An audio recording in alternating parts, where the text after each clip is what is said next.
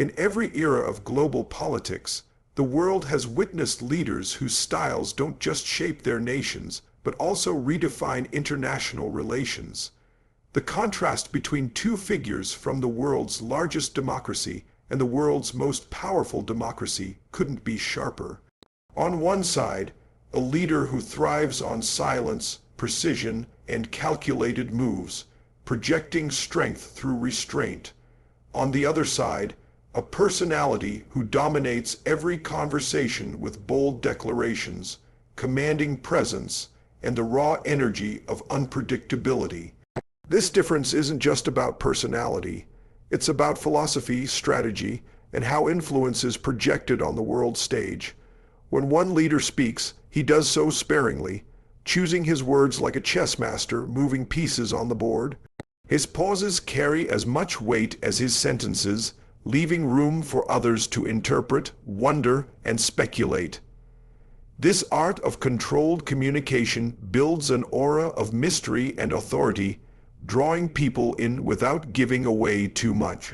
In stark contrast, his counterpart thrives on volume, speed, and constant engagement. His words flood the airwaves, filling headlines and shaping the narrative before his opponents even know what happened. For him, dominance is achieved by being impossible to ignore. This divergence in style is not just cultural, it's strategic. The quiet operator understands the power of patience. By waiting, observing, and striking at the right moment, he positions himself as the ultimate strategist. He knows silence can disarm, unsettle, and even provoke his rival to reveal their hand too soon. The outspoken leader, however, believes that the world belongs to those who move fast and break through noise. He doesn't wait, he disrupts. He overwhelms his adversaries with relentless momentum, forcing them to react to his tempo rather than setting their own. The fascinating part is how these contrasting styles collide when they meet.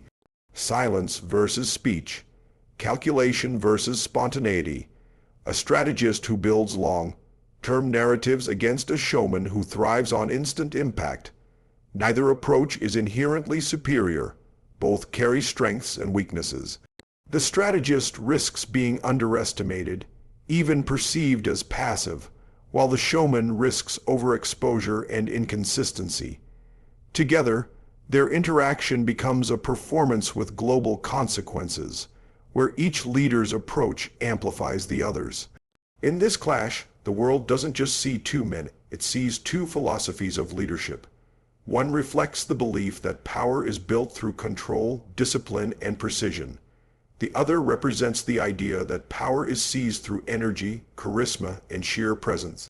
These are not just styles, they are weapons. They shape alliances, influence negotiations, and define how nations perceive strength in the 21st century. And so, as these two forces continue to engage, the world is left to wonder, which approach will prove more effective in steering the destiny of their nations and the future of international relations. In the modern global order, there are relationships that appear harmonious on the surface, yet carry deep undercurrents of competition beneath. The connection between two of the world's most influential democracies reflects this paradox. Both nations stand tall on the foundation of freedom, economic ambition, and strategic strength. Both see value in walking side by side, yet behind every handshake lies an unspoken tension, a quiet test of who truly leads the partnership. The truth is undeniable. They need each other. One nation's technological powerhouses look eastward for new markets, investment opportunities, and a partner to counter the rise of competing giants. The other nation seeks global recognition, military partnerships, and access to cutting-edge innovation to elevate itself as a superpower. On paper, the alignment looks perfect. Shared interests in security, trade, and global stability bind them closer than ever before. But in reality, dependence doesn't erase rivalry. It often fuels it. Each side knows that cooperation is essential, but neither is willing to accept second place. This is not a friendship of equals. It is a partnership constantly negotiating balance. One country carries the weight of being the established global leader, reluctant to share its crown. The other rises with unshakable confidence, determined to no longer play a supporting role in the theater of world politics. Economics magnify this tension. Trade deals bring opportunity, but they also bring disputes. Tariffs, regulations, and access to markets become battlegrounds disguised as negotiations. One pushes for dominance in technology, while the other seeks sovereignty over its growing digital empire.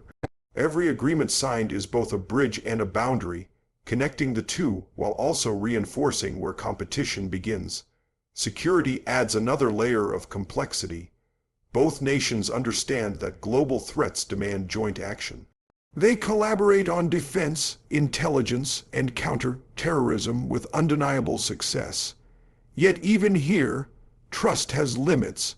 Each wonders how far the other would go in a true crisis.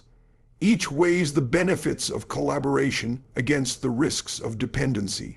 Every joint military exercise is not only preparation, but also a subtle measurement of strength. Who leads, who follows, and who sets the pace? The rivalry is not hostile. It is strategic. It doesn't erupt in open conflict, but simmers in subtle gestures, political statements, and economic maneuvering. When one leader chooses silence, the other fills the space with thunder. When one signs an agreement, the other quickly looks for leverage to balance the gain. This dynamic creates a partnership that is both resilient and fragile, strong enough to withstand challenges, yet constantly tested by pride and ambition. What makes this relationship truly fascinating is not just the need for cooperation, but the unspoken competition for influence, recognition, and leadership in the world order. Each side looks at the other not as an adversary to defeat, but as a rival to outshine, while never letting go of the hand they must still hold. Throughout history, the world has never stood still. Empires rise, superpowers fall, and influence shifts from one corner of the globe to another. What once seemed permanent often turns out to be temporary, because power is never owned. It is only rented until someone stronger, faster, or more determined claims it. And today, we are living in a moment where that very transformation is unfolding before our eyes. The traditional order has been clear for decades. One nation has dominated global politics, economics, and military might, carrying the label of the world's most powerful force. It has written the rules, led the alliances, and dictated the tempo of global progress. But now, a new player has stepped forward with ambitions that cannot be ignored. This is not a story of confrontation. It is a story of emergence. A nation with the weight of over 1 billion voices, with unmatched cultural influence, and with an economy that grows stronger year after year, is no longer content to be a participant. It wants to be a leader. This transformation is not just about GDP numbers or military expenditure. It's about perception. Around the world, leaders, businesses, and communities are beginning to ask a new question. Who will set the tone for the 21st century? Who will shape the values, the technologies, and the policies that define the next era of global growth? For decades, the answer was singular. Now it is contested. Technology is a central driver of this shift. The race for innovation, from artificial intelligence to renewable energy, from space exploration to digital governance, has become the new battleground. The established power seeks to maintain its dominance, but the rising force refuses to accept a subordinate role. Every breakthrough, every partnership, every innovation is more than progress. It is a statement. We are here, and we will not be overlooked. Diplomacy further accelerates this change. Global alliances are being recalibrated. Nations that once leaned heavily toward one side are now diversifying their partnerships, attracted by the promise of growth, investment, and new opportunities from the emerging power. This gradual but undeniable realignment doesn't happen overnight, but it creates a ripple effect across continents, shifting influence piece by piece. What makes this moment electrifying is that it is not just about two nations competing for the spotlight. It is about the world adjusting to a new reality, where leadership may no longer be singular, where decisions will not flow from one capital alone, and where multiple voices demand to be heard. This is the essence of transition, a dance between legacy and ambition, between established power and rising force. And so, the future remains unwritten. The question is not whether change will come, it already has. The real question is, who will shape it, who will define it, and who will seize the moment to leave a mark on history that cannot be erased. Every nation speaks the language of money, and in that language, power is negotiated, tested, and proven. Beyond the military drills, beyond the speeches, beyond the diplomatic handshakes, it is economics that decides who leads and who follows. Because in the end, prosperity is influence. Markets are weapons. Trade is strategy, and those who control the flow of capital, technology, and resources control the direction of the world. Between two of the largest democracies on Earth, this truth has never been more evident. They trade with each other, invest in each other, and depend on each other for growth. Yet beneath the cooperation lies a contest. Each seeks advantage, leverage, and supremacy in the global economic game. Every deal signed, every tariff imposed, every regulation debated is part of a larger struggle, one not fought with armies, but with balance sheets and contracts.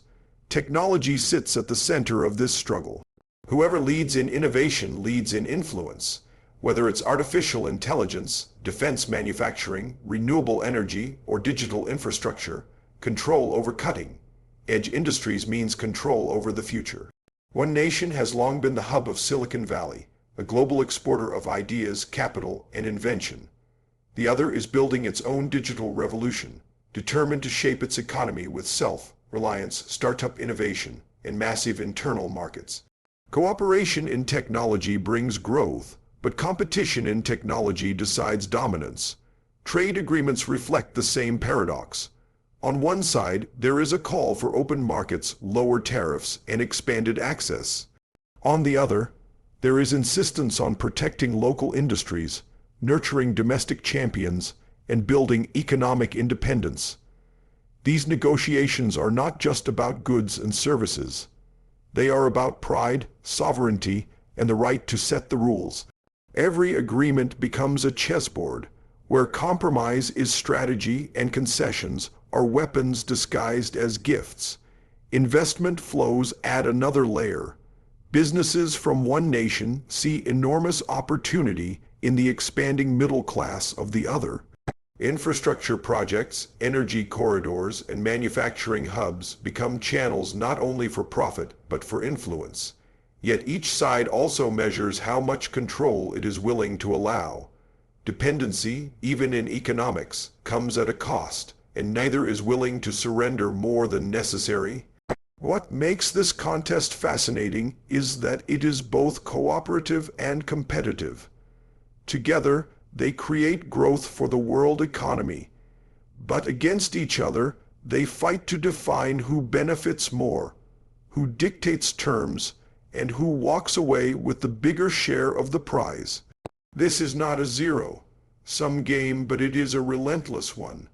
The battlefield of wealth is quieter than the battlefield of war, but its consequences are just as lasting. Victory is not marked by land conquered, but by influence gained. And in this fight, the world is watching not just who grows faster, but who grows smarter, who leverages resources better, and who transforms economics into enduring power.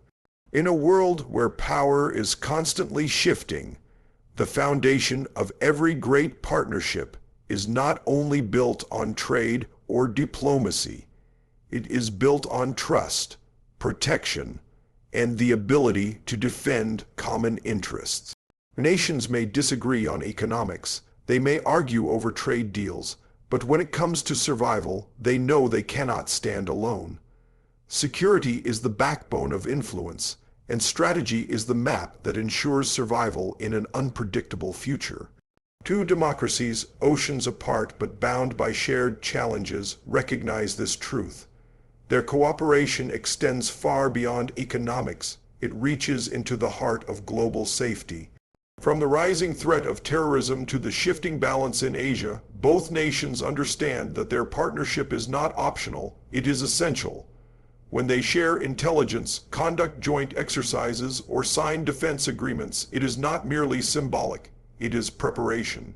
Preparation for a world where threats no longer respect borders, where conflicts spill over into cyberspace, and where strength must be displayed as much as it is possessed. Yet, cooperation is not the whole story. Alongside trust lies calculation. Each side knows that in strategy, there is always a balance between unity and self-interest. One side provides advanced technology, global military reach, and decades of experience in warfare. The other provides geography, manpower, and a rapidly growing defense industry that no longer wants to rely entirely on imports. This creates both synergy and subtle friction. One seeks to remain the supplier and protector. The other seeks to become independent and equal. The presence of global rivals further intensifies this dynamic. The shadow of a rising competitor in Asia looms large, forcing both nations to align their strategies. Naval cooperation in the Indo-Pacific, joint efforts to secure trade routes, and the building of new defense alliances are all designed with this in mind. Each maneuver is not only about cooperation with each other, but about signaling to the rest of the world, we are ready and we are watching. But strategy is not only about military might, it is about foresight. Cybersecurity, space exploration, artificial intelligence, and drone warfare are the new frontiers of power. Both nations understand that whoever dominates these arenas will not just win battles, but will shape the very definition of security in the 21st century. That is why collaboration in technology and intelligence is as important as tanks and missiles. The fascinating part of this partnership is how it blends trust with caution. They stand shoulder to shoulder in exercises, yet each still measures how much the other is willing to give. They share visions of peace, yet prepare for conflicts that may never come. This is the paradox of great powers, allies in necessity, competitors in ambition. What emerges is a relationship that is not fragile, but constantly tested. A relationship where every step forward requires negotiation, but where every moment of unity makes the world pay attention. Because in the end, survival is not given, it is secured, and strategy is not spoken, it is lived. The future of any great partnership is never guaranteed. History teaches us that alliances are tested not in moments of comfort, but in moments of uncertainty. When the path forward is unclear, when pride collides with necessity, nations face a choice. Do they walk together, or do they drift apart? That is the defining question now facing two of the world's most influential democracies. They have already proven that they can achieve much side by side. Economic growth, defense cooperation, cultural exchange, and technological progress all highlight the strength of their relationship. Yet these successes are also shadowed by disagreements, trade disputes, and political differences. For every handshake, there is a hidden hesitation. For every agreement signed, there is a clause that reveals caution. This duality sets the stage for the future. Will cooperation continue to deepen, or will rivalry harden into conflict? The answer lies in how both nations manage their ambitions. One is a power that has led for decades, shaping the rules of global order. The other is a rising force, eager to carve out its place as a global leader in its own right. This dynamic creates both opportunity and friction. If both recognize that strength is multiplied when shared, their partnership could redefine the balance of power in the 21st century. But if competition overshadows collaboration, then what is now a strong alliance could slowly turn into a subtle contest of dominance. Global realities will also play a decisive role. The world is entering an era of multipolar influence, where no single nation can dictate the course of events. Climate change, cybersecurity, artificial intelligence, and regional conflicts demand collective solutions. Alone, even the most powerful nations will struggle to respond. Together, these two can shape policies, build institutions, and lead with authority. The question is whether they will have the vision to prioritize unity over pride. Domestic politics further complicate the road ahead. Leaders change, priorities shift, and public opinion often dictates the tone of foreign policy. What one administration builds, another might question.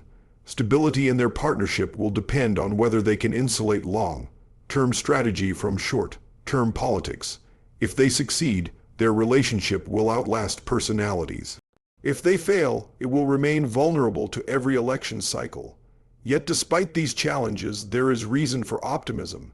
History shows that nations rise not only by competing, but by cooperating when it matters most. Their shared values, democracy, freedom, and ambition for progress remain stronger than their differences. Their combined resources, innovation, and influence are powerful enough to reshape global institutions. What remains is the will to choose collaboration, not convenience, strategy, not ego. The path forward is open, but it will not wait. The world is watching. The decisions made now will determine not just the strength of their partnership, but the shape of the future global order itself. And in that choice lies the destiny of both nations, and perhaps of the world.